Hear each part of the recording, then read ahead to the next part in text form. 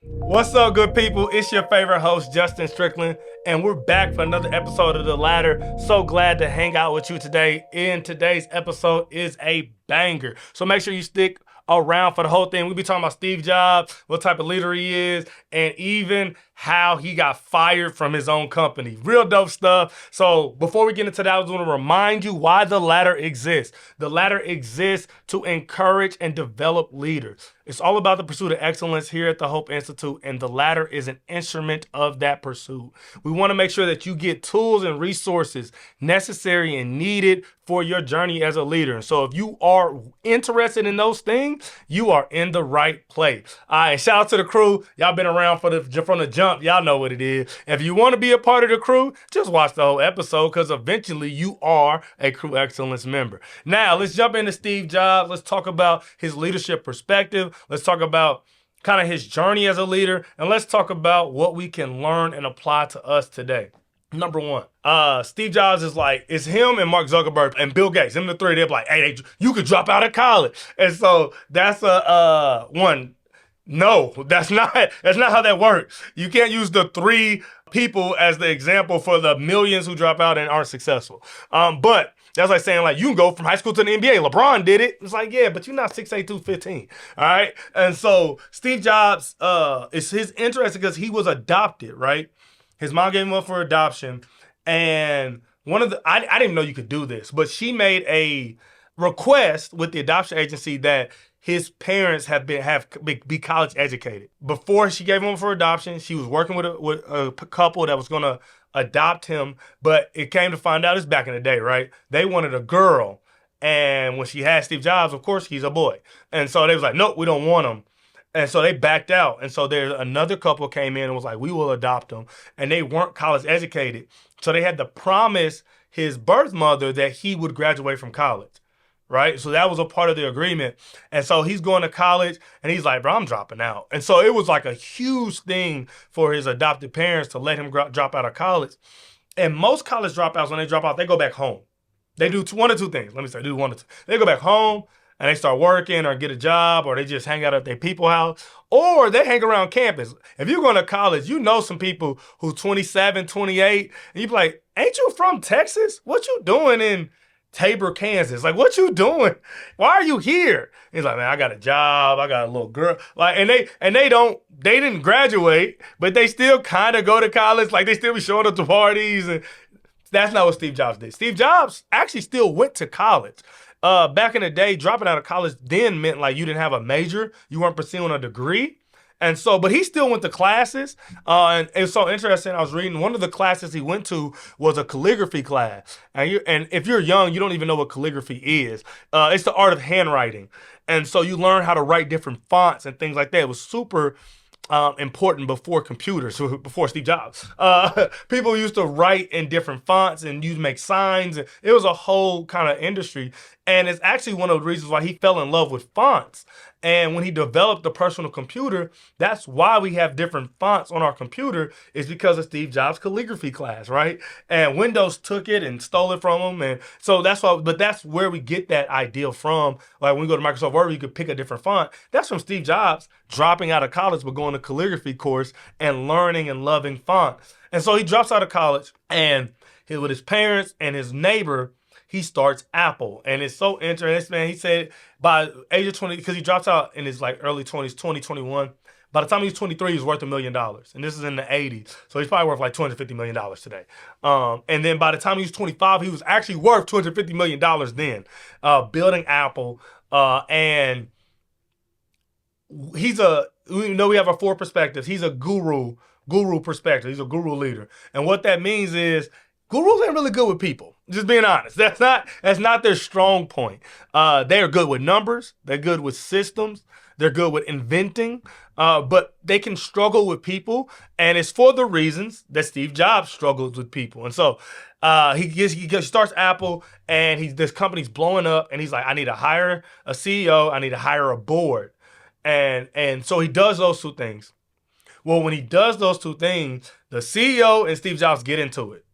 They almost instantly don't see eye to eye, don't agree with the company and how it's going. And it's really because the CEO trying to get Steve Jobs to stop talking to people crazy. Like, that's really what it comes, like, if you read it and you like watch people talk about it, it really comes down to like, Steve Jobs had a way of talking to all the people at Apple. And in his mind, he was trying to create funnels and channels for innovation. And so people would bring stuff to him and he would be like, man, it sucks. Like, did you even try? Like, he like really like on people's necks about their work. But it's because he really wanted Apple to be the most innovative, inventive, creative company ever. And so he wouldn't allow people to settle. And so in his mind, he's pushing people to be great. Like he's like, I believed in you. I hired you to do this, do your job, because this is not gonna cut it. And the CEO's like, hey bro, you gotta stop talking to people like that. Like people gonna quit. Like we're gonna get sued. Like you gotta stop talking to people like that. And Steve Jobs was like, bro, we work. The only reason you have a job is because I talk to people like that. And so there's this conflict. The CEO, he goes snitch on Steve Jobs to the board. He's like, hey man, I just want to tell y'all how he talk. Y'all ain't here every day. People don't like this dude. Like, he talking to him crazy, whoop-de-whoop, fire him. The board like, all right, fire. We don't need him anymore. Fire Steve Jobs from the company he created. Which is why there is no board of directors at the Hope Institute. It's just me. Only person that can fire me is Jesus. But so, they fire Steve Jobs from Apple. He goes and starts a company called Next. He starts to create computers. It's another computer company. And Steve Jobs, the reason Apple phones are so expensive is because Steve Jobs is bougie. He was making $10,000 computers in the 90s, like personal computers, $10,000 laptops in the 90s. Nobody wants those. So so it took him, I think they said 5 or 6 years before this company even became profitable. Mind you, he was worth $250 million at Apple.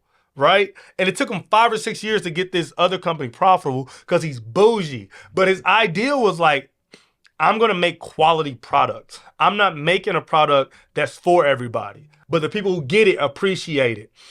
He does that, it gets profitable, and then he's like, I want to start a movie company. Steve Jobs started Pixar. Yes, Pixar, that created Toy Story, was started by Steve Jobs. Did not know this. I'm like, what? He started Pixar? Steve Jobs was bored, making millions, was like, I'm gonna make some movies. And so he becomes an executive producer for Pixar. And they're doing great. But all this time, mind you, he's been going for Apple for about a decade at this point. Apple is really not doing great. Just being honest. Like, they're like, and in the business world, it's so relative. Not doing great means they haven't increased their profits. They still clearing $100 million a year, but it's like, man, we've made $100 million every year for 3 years. It's like, bro, that's still good. So they're not doing great though, and they're trying to figure out how can we get back to being innovative? How can we get back to being creative? And so what they do is they actually buy Steve Jobs' Next company. So they buy his company. And so now that's how to get him back into Apple, because they're like, man, we need that creative energy, we need that innovative energy, that we need that brilliancy back in our company. And he's honestly not there very long after they bring him back. But what he does is he creates the iPhone while he's there. And so he comes back and he's like, computers are great. What if we had one in our hand? And everybody's like, you're crazy. This is why we fired you in the first place. And he's like, no. Just hear me out. Just hear me out, man. Hear me out. What if all the stuff our computers do, our phones could do too, and you could take it with you? You could just take it wherever you want it. Okay? And it's so interesting. He called it, and the reason it's called an iPhone, because it's even more personal than the laptop. So like the laptop was like this huge thing that was like a huge step in personal computing. And so you had this laptop, and it's called a laptop because it sits on your lap, in case you didn't know that. And so he calls it a laptop, and that changes computers forever. And then he says, what if we even make this even smaller? And we make it even more personal. So like lap is like, it's on your body. iPhone is like, no, this is your identity. This is who you are. So shout out Steve Jobs for the reason your kids can't function without their cell phone. And so he comes up with this ideal, and like you say, the rest is history. It's so interesting that it took him a while to find his what gave him a legacy. right? Because if you look back at early Apple products, most of y'all probably wouldn't recognize them. Most of you probably wouldn't have used them or known anybody that used them because they were very expensive. They were very kind of elitist. And even to this day, iPhones are expensive devices. And so the ideal that they were for everybody wasn't his kind of mindset. But what he was super innovative, super creative. And gurus really can fall into this rhythm where they are really challenging what you see is all there is. And there's a commercial that just has been going around. I think it's really dope. It is, they say, there's this term, it is what it is. And it's like, it is what it is until it's not. And I'm like, oh, that's dope. That's super dope. And that's how gurus think. Gurus are like, yeah, it's dope to have a computer at the library that I have to go to, but what would be even crazier is if I had a laptop at home. And everybody's like, nah, bro, you can't have a laptop at home. You can't have a computer at home. What are you talking about? And he's like, nah, I think it is. Like, nah, bro, it is what it is. You gotta go to the library until you don't. Right? Until you don't. And now we have personal computers. And it's like, what if I'm driving and I need to get access to computers? Or if I'm driving, I need to call somebody. What, I gotta stop at a payphone? I gotta page somebody? I gotta use a car phone? My dad had a car phone. It was like big, it was like this big, y'all. We pull it out. It was crazy. And Steve Jobs is like, nah, I think it's something different. Like, nah, it is what it is. Like, that's just what we had until we don't, until we have something else. And so gurus are really good at pushing that status quo in the sake of innovation, for the sake of creativity, for the sake of challenging norms that don't have to be cemented. They don't have to be permanent. And so I think when I'm looking at like Steve Jobs and his life and his legacy as a leader, I'm looking at somebody who says like, nope, we can have more if we want it. We can do more if we want to. You can create more if you desire to, because just because it doesn't exist doesn't mean it shouldn't, doesn't mean it can't, doesn't mean it won't. And so for all my gurus out there, I want to encourage you, push the status quo. Just because the research says this, or just because no one's been able to accomplish this, doesn't mean that with a little hard work, some teammates, you can't get stuff done that really changes our lives. Because at the end of the day, that's what leadership is about, right?